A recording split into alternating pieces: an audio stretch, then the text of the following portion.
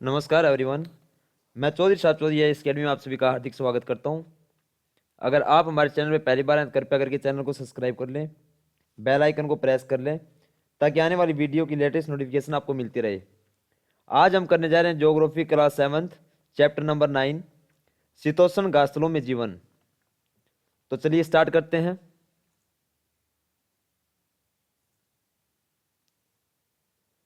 सबसे पहले हमें दिया गया है वन और घासस्थल। जिन स्थानों पर सबसे ज्यादा पेड़ पाए जाते हैं उनको हम क्या कहते हैं? वन कहते हैं। और घासस्थल हम किसे कहेंगे? जहां पे पेड़ पौधे जो हैं वो कम पाए जाते हैं जबकि घास जो है वो ज्यादा पाई जाती है, तो उसे हम क्या कहते हैं? घासस्थल कहते हैं। जैसे जिन स्थानों पर पेड़ ही मुख्य वनस्पति होते हैं उन्हें हम वन कहते हैं। इसी प्रकार जिन प्रदेशों के पादप जीवन में प्रमुखतः घास की अधिकता होती है उसे हम घासस्थल कहते हैं। उसके बाद में हम देखेंगे, ये वन का डायग्राम आप देख पा रहे होंगे। ये वन होते हैं जिनमें सिर्फ पेड़ पाए जाते हैं। और सेकंड हम देखेंगे डायग्राम होगा वो घासस्थल का होगा। आप इसमें देख रहे होंगे कि इसमें सिर्फ आपको घास दिखाई दे रही है, ना कि पेड़ पौधे। तो इसको हम घासस्थल कहते हैं। जहां पे घास अधिक मात्रा में पाई जाती है उसको हम घासस्थल कहते हैं, और जहां पे पेड़ अधिक मात्रा में पाए जाते हैं उसको हम क्या कहते हैं? वन कहते हैं। इसके बाद में हम देखेंगे कि हमारे जो घासस्थल हैं उनको मुख्यतः दो भागों में बांटा गया है। वो दो भाग कौन से होंगे? पहला हमारा होगा शीतोष्ण प्रदेश के घासस्थल, और दूसरा हमारा होगा उष्ण कटिबंधीय प्रदेश के घासस्थल। शीतोष्ण प्रदेश हमारा कौन से होते हैं?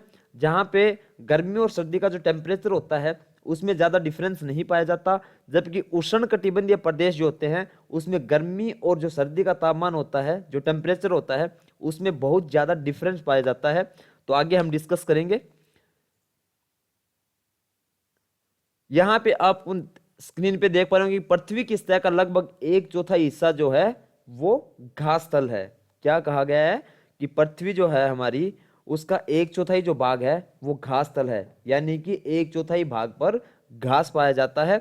यहाँ पनपने वाले पौधों के प्रकार यहाँ की जलवायु और मिट्टी पर निर्भर करते हैं। ये तो हम सभी जानते हैं कि जो भी पेड़ पौधे या फिर जो भी वनस्पतियां जो होती हैं या जो भी घास होती है उस पे जो हमारा टेम्परेचर होता है या जो हमारी जलवायु होती है या वहाँ पे जो मिट्टी होती है वो बहुत ज़्यादा इफेक्ट करती है। एक हमारा आप राजस्थान में जाके देखेंगे जहाँ पे कंटीली झाड़ियाँ पाई जाती हैं, एक जहाँ पे ज़्यादा मात्रा बारिश होती है, एक वहाँ देखें। एक अगर आप हिल एरिया या पहाड़ी क्षेत्रों में जाएंगे आप, तो वहाँ पे देखेंगे वहाँ जो पेड़ पौधे या जो घास होगी वो अलग प्रजातियों की पाई जाएगी। तो इसी प्रकार जो जलवायु है या जो मिट्टी है या पानी है या फिर जो हाइट होती है, ये सभी फैक्टर जो हैं ये इफेक्ट करते हैं किसको? पौधों को, पेड़ पौधों और उनकी वनस्पतियां जो जगह जगह डिफरेंट डिफरेंट जगह पे डिफरेंट डिफरेंट वनस्पतियां और पेड़ पौधे पाए जाते हैं। तो सबसे ज्यादा जलवायु और मिट्टी क्या करती है? इफेक्ट करती है पेड़ पौधों और वनस्पतियों को। इसके बाद में हम नेक्स्ट देखेंगे प्रेरी। प्रेरी क्या है? प्रेरी शब्द की उत्पत्ति किससे हुई है? लैटिन भाषा के शब्द पिरियटा से। किससे हुई है? लैटिन भाषा के शब्द पिरियटा से। और इसका मतलब क्या होता है? सारदल। क्या होता है? सारदल। उसके बाद हम देखेंगे कि जो उत्तरी अमेरिका है उसके शीतोष्ण घासस्थल को क्या कहते हैं? प्रेरी कहते हैं। किसको कहते हैं?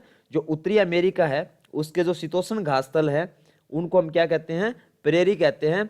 ये समतल और मंद ढलान और पहाड़ वाले प्रदेश हैं। ये कैसे हैं? जो यहाँ की भूमि है वो समतल भी है, मंद ढलान वाली भी है और पहाड़ी प्रदेश भी है। जहां पेड़ कम तथा घास अधिक होती है। यहाँ पे फिर वही बात आ जाती है कि यहाँ पे जो पेड़ हैं वो बहुत कम होते हैं। इसका मतलब है कि ये वन क्षेत्र तो होगा नहीं, घास अधिक है। तो यहाँ पे हम क्या देखेंगे कि जो घास स्थल जो है यहाँ पे वो ज्यादा है, क्योंकि यहाँ पे घास ज्यादा मात्रा में पाई जाती है। प्रेरी जो है वो पश्चिम में रॉकी पर्वत से एवं पूर्व में जो पूर्व हमारा उसमें पूर्व में ग्रेट लेक से घिरे हुए हैं। जो प्रेरी है, प्रेरी का क्या है? पश्चिम में रॉकी पर्वत और पूर्व में कहां से? Great lake. इन दोनों से घिरे हुए, यानी ये जो है रॉकी पर्वत और जो ग्रेट लेक है ये इसके चारों तरफ फैले हुए हैं। उत्तर अमेरिका का अगर मानचित्र देखेंगे आप, तो आप देखेंगे कि जो प्रेरी है वो संयुक्त राज्य अमेरिका और कनाडा के कुछ भागों तक फैले हुए हैं। आप इस डायग्राम में देख भी पा रहे होंगे कि ऊपर आप देखेंगे मानचित्र में ऊपर कनाडा दिया हुआ है, नीचे यूनाइटेड स्टेट दिया गया है। तो यहाँ पे आप देखेंगे कि ये दोनों भागों में यहाँ पे फैला हुआ है। इस साइड आपका कनाडा में, ये आप रेड देख रहे होंगे, ऊपर कनाडा में गया हुआ है, और नीचे आप देखेंगे कि यूनाइटेड स्टेट में भी आपको दिखाई देगा। तो इसी प्रकार ये क्या है, जो प्रेरी है वो संयुक्त राज्य अमेरिका और कनाडा के कुछ भागों तक फैला हुआ है। इसके बाद में नेक्स्ट हम देखेंगे कि अमेरिका की जो प्रेरी है उसका अपवाहन मिसिसिपी की सहायक नदियां तथा कनाडा के प्रेरी का अपवाहन सास्केचुआन नदी की सहायक नदियां करती हैं। जो अमेरिका के अंदर है उसका अपवाहन कौन सी नदियां करती हैं या कौन सी नदी की सहायक नदियां करती हैं, तो मिसिसिपी की सहायक नदियां करती है। और कनाडा के प्रेरी की अगर बात की जाए तो उसका अपवाहन कौन करती है, सास्केचुआन नदी की सहायक नदियां करती हैं। तो अमेरिका की कौन सी करेगी, मिसिसिपी की सहायक नदियां, और कनाडा के प्रेरी की सास्केचुआन की सहायक नदियां। उसके बाद में हम नेक्स्ट देखेंगे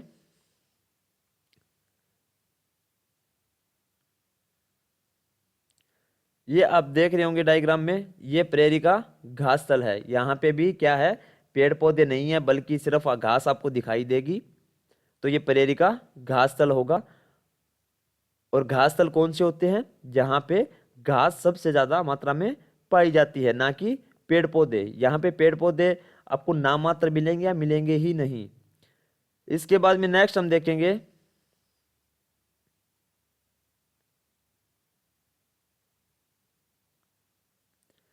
प्रेरी घास के मैदान पश्चिम में रॉकी पर्वत एवं पूर्व में ग्रेट लेक से घिरे हुए हैं। ठीक है, प्रेरी के घास के मैदान अमेरिकी मूल निवासी जिन्हें रेड इंडियन कहा जाता है का निवास स्थान है। जो प्रेरी के जो घास के मैदान है वो किसका मूल निवास स्थान है, रेड इंडियंस कहा जाता है उनका। जो अमेरिका मूल निवासी हैं जिनको क्या कहा जाता है, रेड इंडियंस कहा जाता है, उनका निवास स्थान है। क्या है उनका निवास स्थान, प्रेरी के घास के मैदान। और रेड इंडियंस जो हैं इस महाद्वीप के वास्तविक निवासी हैं। जो रेड इंडियन जिनको कहा जाता है वो इस महाद्वीप के क्या है, वास्तविक निवासी हैं। और बाइसन या अमेरिकी भैंस इस प्रदेश का सबसे महत्वपूर्ण पशु है। यहाँ पे सबसे ज्यादा जो आपको मिलेंगी वो आपको मिलेंगी बाइसन या फिर अमेरिकी भैंस आपको यहाँ पे देखने को मिलेगी, क्योंकि यहाँ के लोग ज्यादातर बाइसन या अमेरिकी भैंस को ही पालतू जानवर के रूप में पालते हैं या पालतू पशु के रूप में पालते हैं। निरंतर शिकार के कारण ये पशु लगभग लुप्त हो गए हैं और अब इन्हें सुरक्षित प्रजातियों की श्रेणी में रखा जाता है। जब मांस मछलियां, आपको होता है मांस मछलियां लोग खाते हैं, मीट का बहुत ज्यादा प्रयोग किया जाता है, तो उससे क्या होगा, इनका भी शिकार ज्यादा होने लग गया था, इनको भी लोगों ने खाना शुरू कर दिया। तो गवर्नमेंट ने वहां की क्या किया कि इसको सुरक्षित प्रजाति में रख दिया, क्योंकि इनकी बहुत ज्यादा मात्रा में कमी आई है।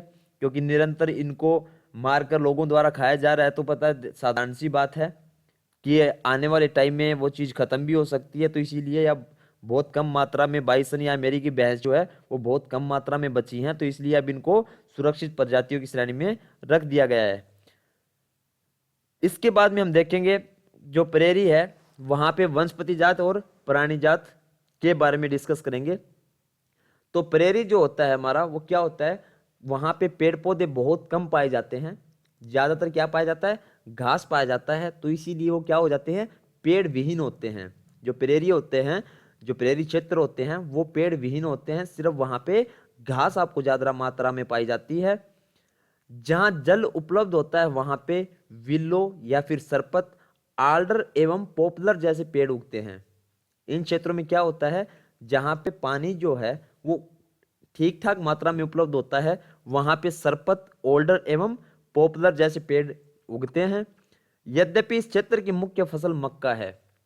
ये जो प्रेरी जो क्षेत्र है यहाँ पे सबसे ज्यादा मात्रा में क्या उगाया जाता है, तो यहाँ पे सबसे ज्यादा खेती की जाती है वो मक्का की जाती है। और बाकी कुछ क्षेत्र ऐसे भी हैं प्रेरी के अंदर जिसके अंदर बाकी फसलें भी उगाई जाती हैं, जैसे आलू हो गया, सोयाबीन हो गया, कपास हो गया या फिर अल्फाल्फा हो गया। और जिन क्षेत्रों में वर्षा काफी कम एवं अनिश्चित होती है वहां पैदा होने वाली घास छोटी एवं नुकीली होती है।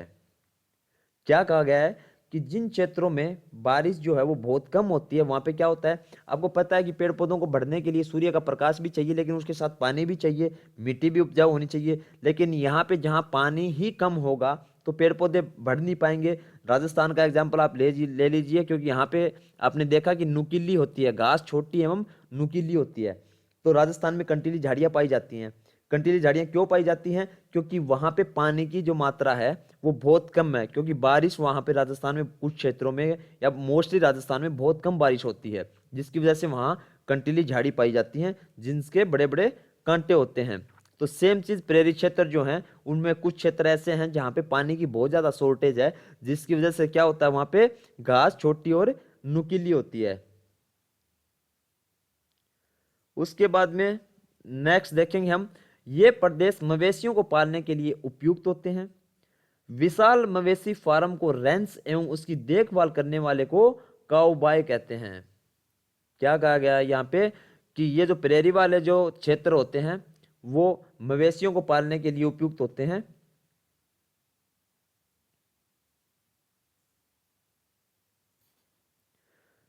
क्योंकि यहाँ के लोग जो हैं, मवेशियों का मतलब यहाँ क्या होगा आपका, भेड़ बकरियां पालना, ये सब इसके अंदर आते हैं मवेशियों के। तो मवेशियों को पालने के लिए एक उपयुक्त क्षेत्र है। यहाँ के लोग भेड़ बकरी ये सब बहुत ज्यादा पालते हैं। और जो बहुत ज्यादा बड़े फार्म होते हैं इनके, उनको हम क्या कहते हैं, रेंच कहते हैं। और उनकी जो देखभाल करता है, जो वहां पे उनकी देखरेख करने वाला जो इंसान होता है, उसको हम क्या कहते हैं, काउबॉय कहते हैं। क्या कहते हैं, काउबॉय कहते हैं। बाइसन या जो अमेरिकी भैंस है, इस प्रदेश का सबसे महत्वपूर्ण पशु है। पिछली स्लाइड में हमने डिस्कस किया था कि यहाँ पे अमेरिकी भैंस या बाइसन बहुत ज्यादा मात्रा में लोग पालते हैं।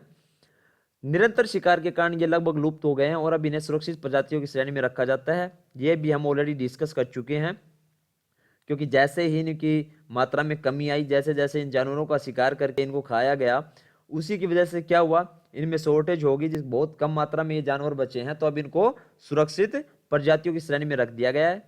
और इस प्रदेश में बाकी जो पाए जाते हैं जानवर वो कौन कौन से होंगे, खरगोश हो गया हमारा, काइयोट हो गया, गोफर हो गया, और जो प्रेरी कुत्ता, जो प्रेरी कुत्ता हो गया, खरगोश, कायोट और गोफर, ये सभी बाकी जीव यहाँ पे पाए जाते हैं। किसके साथ साथ, बाइसन या अमेरिकी भैंस के साथ साथ। उसके बाद में हम नेक्स्ट देखेंगे यहाँ के लोगों के बारे में।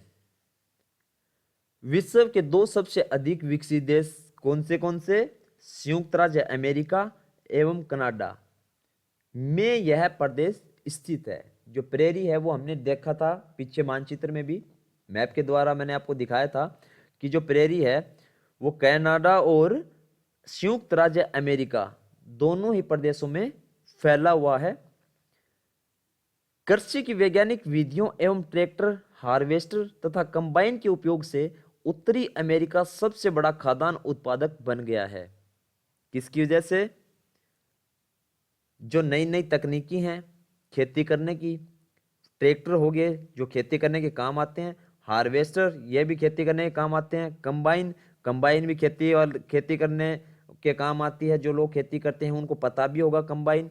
गेहूं हो गया, उन सभी को निकालने के लिए, कटाई के लिए कंबाइन का उपयोग किया जाता है।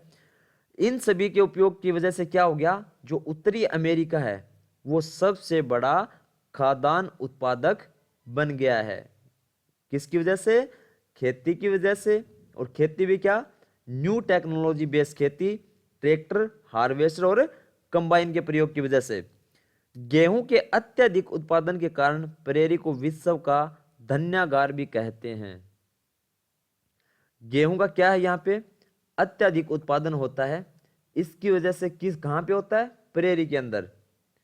जो प्रेरी है वो कनाडा और संयुक्त राज्य अमेरिका में स्थित है। और यहाँ पे सबसे ज्यादा जो है गेहूं की खेती की जाती है। और इसी की वजह से जो प्रेरी है उसको किस नाम से भी जाना जाता है, धान्यागार के भी नाम से जाना जाता है। इसके बाद में हम नेक्स्ट देखेंगे, कोयला एवं लोहा जैसे खनिज पदार्थों के विशाल भंडार तथा सड़क, रेल एवं नहर की समुचित व्यवस्था के कारण यह क्षेत्र विश्व का सबसे बड़ा औद्योगिक प्रदेश बन गया है। किसकी वजह से? कोयला एवं लोहा जैसे खनिज पदार्थों के विशाल भंडार। जो कोयला है और जो लोहा है, इसके भी बहुत ज्यादा प्रेरी के अंदर भंडार पाए जाते हैं। यानी कि कनाडा और संयुक्त राज्य अमेरिका के अंदर सड़क हो गया, रेल हो गया, या फिर नहर की व्यवस्था के कारण, ये वहां पे नहरें भी काफी मात्रा में हैं जो खेती करने के भी काम आती हैं, लोगों के पीने के लिए पानी भी मुहैया उसी से होता है।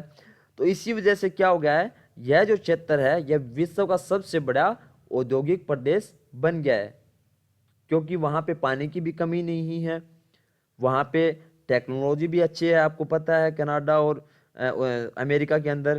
तो उसकी वजह से क्या है, वहां पे ये विश्व का सबसे बड़ा औद्योगिक प्रदेश बन गया है। जो संयुक्त राज्य अमेरिका के प्रेरी में प्रमुख नगर, जो हमारा संयुक्त राज्य अमेरिका है उसमें प्रेरी के जो प्रमुख नगर शिकागो, मिनियापोलिस, इंडियानापोलिस, कन्नास एवं डेनवर हैं। जो संयुक्त राज्य अमेरिका है और उसके अंदर जो प्रेरी है उसके प्रमुख शहर कौन से होंगे, तो संयुक्त राज्य अमेरिका के प्रमुख शहर होंगे प्रेरी के शिकागो, मिनियापोलिस, इंडियानापोलिस और कन्सास एवं डेनवर। और जो कनाडा है उसके अंदर जो प्रेरी है उसके प्रमुख शहर कौन से होंगे, तो उसके प्रमुख शहर होंगे हमारे एडमोंटन, सैस्काटून, कैलगरी एवं विनिपेग। एक बार दोबारा देख लीजिए, अमेरिका के जो प्रमुख शहर होंगे प्रेरी के वो कौन से होंगे, शिकागो, मिनियापोलिस, इंडियानापोलिस, कंसास एवं डेनवर होंगे। उसके बाद में सेकंड हम किसकी बात कर रहे हैं, कनाडा की बात कर रहे हैं। तो कनाडा के अंदर जो प्रेरी है उसके प्रमुख जो शहर होंगे वो कौन से होंगे, तो वो प्रमुख शहर होंगे एडमोंटन, सैस्काटून, कैलगरी एवं विनिपेग। ये सभी कनाडा के प्रेरी के प्रमुख प्रदेश होंगे। दोनों हमने डिस्कस कर लिया, संयुक्त राज्य अमेरिका के भी और कनाडा के भी। इसके बाद में नेक्स्ट हम देखेंगे वेल्ड। वेल्ड हम किसे कहते हैं, जो दक्षिण अफ्रीका है उसके शीतोष्ण घासतल को हम वेल्ड कहते हैं।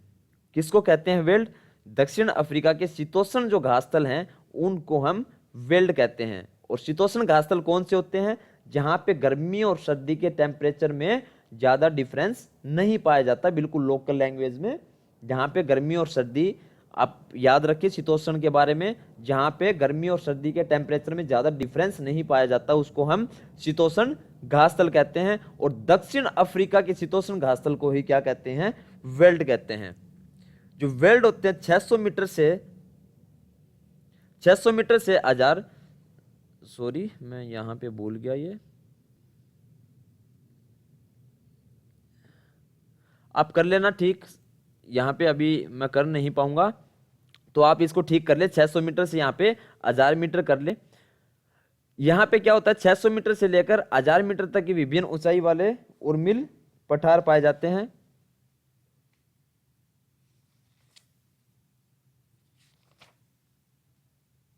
या फिर आप ऐसा करें, यहाँ पे सॉरी एक मिनट, 1100 मीटर, हाँ यहाँ पे 1100 मीटर कर लें आप। दक्षिण अफ्रीका के शीतोष्ण घासतल को वेल्ड कहते हैं। और वेल्ड की जो ऊंचाई होती है वो कितनी होती है, 600 मीटर से 1100 मीटर तक के विभिन्न ऊंचाई वाले उर्मिल पठार होते हैं। इनकी ऊंचाई कितनी है, 600 से लेकर 1100 मीटर। उसके बाद में यह सेकंड हमारा होगा, यह ड्रेकेसवर्ग पर्वतों से घिरा है। जो वेल्ड है वो किससे घिरा हुआ है, ये ड्रेकेसवर्ग पर्वतों से घिरा हुआ है। इसके पश्चिम में कालाहारी रेगिस्तान स्थित है। जो वेल्ड है इसके पश्चिम में कौन सा रेगिस्तान स्थित है, तो कालाहारी जो रेगिस्तान है वो इसके पश्चिम में स्थित है। और इसके उत्तर पूर्व में ऊंच वेल्ड स्थित है। जो इसका उत्तर पूर्वी जो भाग होगा वहां पे कौन सा स्थित होगा, तो वहां पे होगा ऊंच वेल्ड, जिसकी ऊंचाई कुछ स्थानों पर 600 मीटर से भी ज्यादा है। इसकी ऊंचाई कितनी है, 600 मीटर से भी ज्यादा है कुछ स्थानों पे, बाकी 600 मीटर से कम है। ऑरेंज एवं लिम्पोसो नदी की सहायक नदियां इस प्रदेश को सिंचित करती हैं। ये जो वेल्ड जो क्षेत्र है उसको ऑरेंज एवं लिम्पोसो नदी की जो सहायक नदियां हैं इस प्रदेश तक पानी पहुंचाने का काम करती हैं। उन्हीं नदियों के द्वारा यहाँ की जो खेती बाड़ी होती है या कुछ भी है उसको संचित किया जाता है। और ऑरेंज एवं लिम्पोसो नदी के सहायक नदियों का जो पानी है वो इस क्षेत्र में रहने वाले लोग उसी का प्रयोग करते हैं। उसके बाद में नेक्स्ट हमारा होगा, दक्षिण अफ्रीका के ब्रिटिश उपनिवेश बनने से पहले यह वेल्ड नाम डच आदिवासियों द्वारा दिया गया था। ये जो वेल्ड नाम है ये किसके द्वारा दिया गया था उस टाइम में? तो डच आदिवासियों के द्वारा दिया गया था। कब? दक्षिण अफ्रीका के ब्रिटिश उपनिवेश बनने से पहले। किससे पहले? दक्षिण अफ्रीका के ब्रिटिश उपनिवेश बनने से पहले दिया गया था। क्या? डच नाम। किन के द्वारा दिया गया था? डच आदिवासियों के द्वारा दिया गया था। जो वेल्ड है वो कहां पे स्थित है? तो वेल्ड जो है वो दक्षिणी गोलार्ध में स्थित है। इसके बाद में हम इसकी जलवायु के बारे में बात करेंगे। हिंद महासागर के प्रभाव के कारण वेल्ड की जलवायु नम होती है। जो हिंद महासागर है उसके इफेक्ट के कारण क्या होता है? जो वेल्ड क्षेत्र है वहां की जलवायु जो है वो नम होती है। शीत ऋतु जो होती है वो वहां पे ठंडी एवं शुष्क होती है। जो सर्दी ऋतु होती है वो वेल्ड क्षेत्र में कैसी होती है? बहुत ज्यादा मात्रा में ठंडी होती है एवं शुष्क होती है। उसके बाद में हम वेल्ड में जो वनस्पति जात एवं प्राणी जात है उसके बारे में हम डिस्कस करेंगे। तो यह वनस्पति विरल है, अधिकतर स्थल घास से ढके रहते हैं। लाल घास वेल्ड की झाड़ियों में पैदा होती है। बबूल एवं मारोला उच्चे हुए वेल्ड में उगते देखे गए हैं। वेल्ड के प्रमुख जानवर शेर, तेंदुआ, चीता एवं कुड्डू है। यहाँ की जो वनस्पति है यहाँ पे बहुत ज्यादा मात्रा में यहाँ की वनस्पति जो है वो क्या है? विरल है। और अधिकतर यहाँ पे क्या पाया जाता है? घास। यहाँ के जो अधिकतर जो स्थलीय भाग जो हैं, जो जमीन है वो घास से ढकी हुई होती है। और जो लाल घास है वो कहाँ पे पैदा होती है? वेल्ड की झाड़ियों के अंदर पैदा होती है। बबूल एवं जो मरोला है ऊंचे हुए वेल्ड में उगते देखे गए हैं। वेल्ड के जो प्रमुख जानवरों की अगर हम बात करें कि वेल्ड के जो प्रमुख जानवर हैं वो कौन से होंगे, तो वो जानवर होंगे शेर, तेंदुआ, चीता एवं कुड्डू। ये सभी जानवर जो है वो कहां पे पाए जाते हैं? तो ये सभी जानवर वेल्ड के अंदर पाए जाते हैं। कौन से? शेर, तेंदुआ, चीता एवं कुड्डू। उसके बाद में हम यहाँ के निवासी स्थानीय लोगों या लोगों के बारे में बात करेंगे। तो अब देखेंगे कि वेल्ड पशुपालन एवं खनन के लिए प्रसिद्ध है। जो वेल्ड क्षेत्र जो है वो क्या है? पशुपालन और खनन के लिए बहुत ज्यादा प्रसिद्ध है। वेल्ड की मिट्टी ज्यादा उपजाऊ नहीं होती है। क्या कहा गया है? कि वेल्ड की मिट्टी जो होती है वो ज्यादा उपजाऊ नहीं होती है। यद्यपि जहां उपजाऊ भूमि है वहां फसल उगाई जाती है।